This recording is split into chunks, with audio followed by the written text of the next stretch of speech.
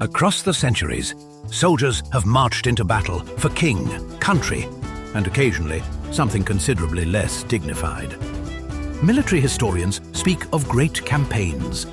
They speak rather more quietly of the other kind. Take the War of Jenkins' Ear.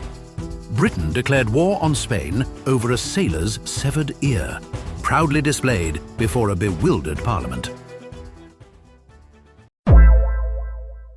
Question number 1. The Anglo-Zanzibar War of 1896 is famous for being what in recorded history? Is it A, the loudest war, B, the shortest war, C, the most expensive war, or D, the best catered war?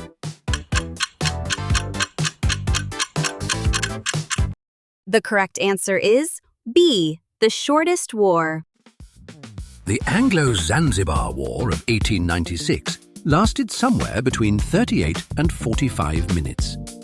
The shortest armed conflict in recorded history. Sultan Khalid bin Bargash had seized power without British consent. The Royal Navy issued an ultimatum. When it was ignored, 5 warships opened fire on the palace.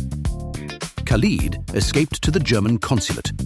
The bombardment opened at 09:05 on the morning of the 27th of August. The Sultan's flag was shot down, and by 09:40, just 38 minutes after the first shell was fired, the ceasefire was declared. Question number 2. What animal did Australia send its military to fight in 1932? Is it A, rabbit, B, kangaroo, C, cane toad, or D, emu?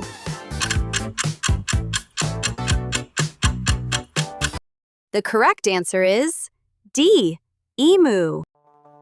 In November 1932, the Australian government deployed Major GPW Meredith and 2 soldiers to Western Australia, where roughly 20,000 emus were devastating wheat crops. Armed with 2 Lewis guns and 10,000 rounds of ammunition, they set up in the field and opened fire. The emus split into small groups scattered across the terrain and kept advancing.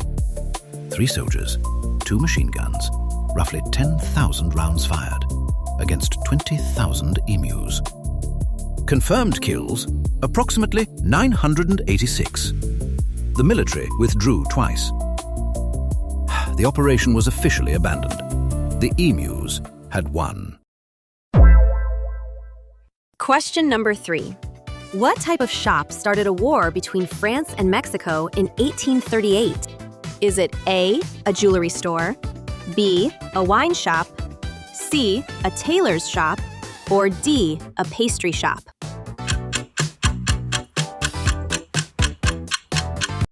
The correct answer is D, a pastry shop.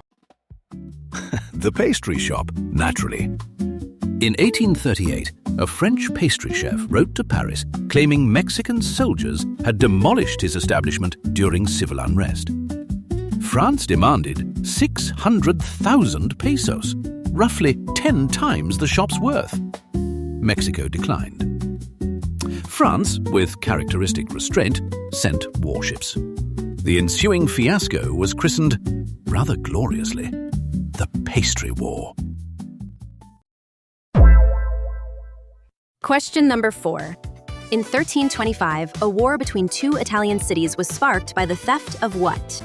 Is it A, a bucket, B, a painting, C, a bell, or D, a pasta machine?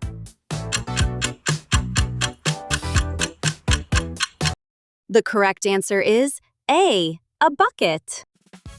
In 1325, soldiers from Modena raided Bologna and allegedly stole an oak bucket from a city well. Bologna demanded its return. Modena refused.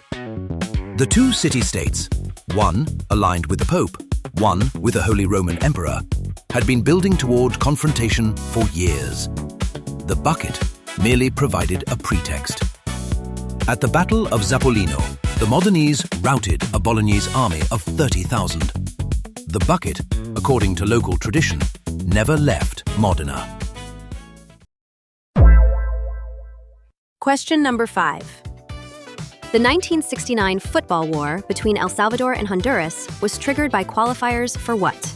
Is it A, the Olympics, B, the FIFA World Cup, C, the Pan American Games, or D, a really intense pub quiz?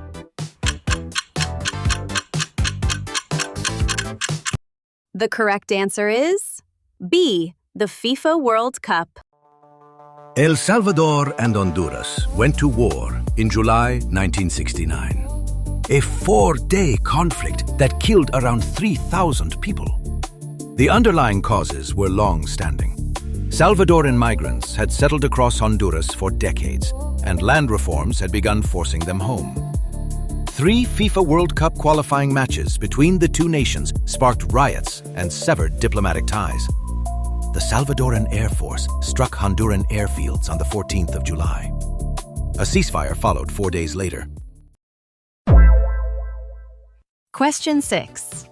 How did tiny Iceland win the 1970s Cod Wars against Britain? Is it A, sinking a warship, B, hiring foreign mercenaries, C, cutting undersea cables, or D, threatening to leave NATO?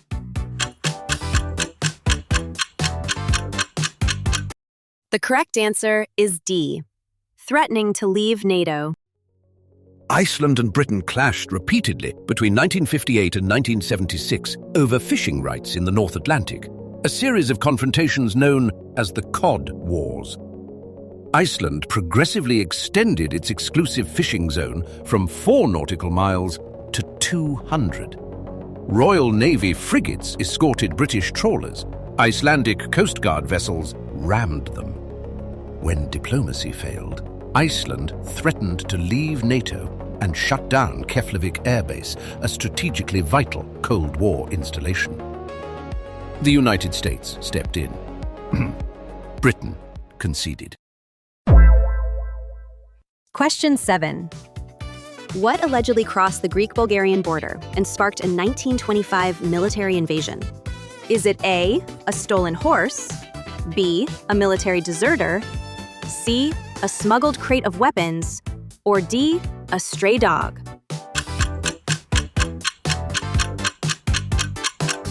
The correct answer is D, a stray dog. In October 1925, a Greek soldier allegedly chased his dog across the Bulgarian border and was shot dead by Bulgarian sentries. Greece issued demands. Bulgaria offered an apology and promised to investigate. Greece invaded anyway, advancing infantry and artillery into Bulgarian territory and occupying the town of Petrich. The League of Nations intervened, condemned the action, and ordered Greece to withdraw. Athens complied and was fined £45,000. The dog's fate was not recorded. Question 8. In 1784, Austria and the Dutch Republic had a naval war where the only shot fired hit what? Is it A, a ship's mast, B, an anchor chain, C, a soup kettle, or D, the captain's beach reed?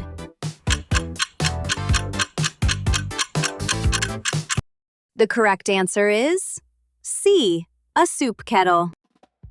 In 1784, Holy Roman Emperor Joseph II sought to open the River Scheldt to Austrian shipping, a route long closed by treaty to benefit Dutch trade.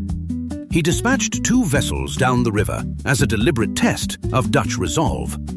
Dutch forces intercepted them and fired precisely 1 shot. It struck a soup kettle on the Austrian deck.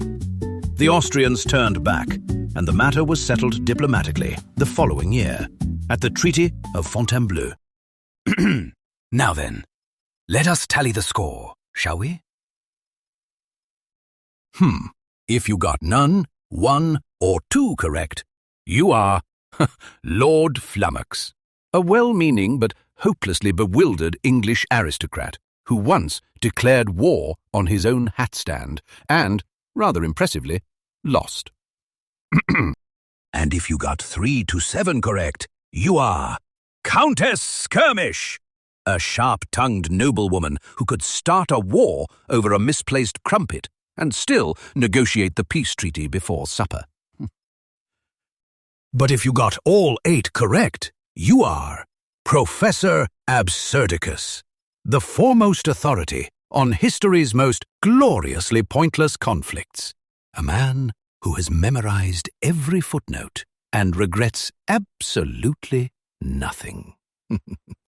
And there we have it, history's most magnificently pointless conflicts, laid bare for your edification and mild amusement. One hopes you've emerged from this episode slightly wiser, and perhaps a touch more grateful that no one is currently declaring war over your baked goods. Until next time, do try not to start anything over a bucket. Cheerio!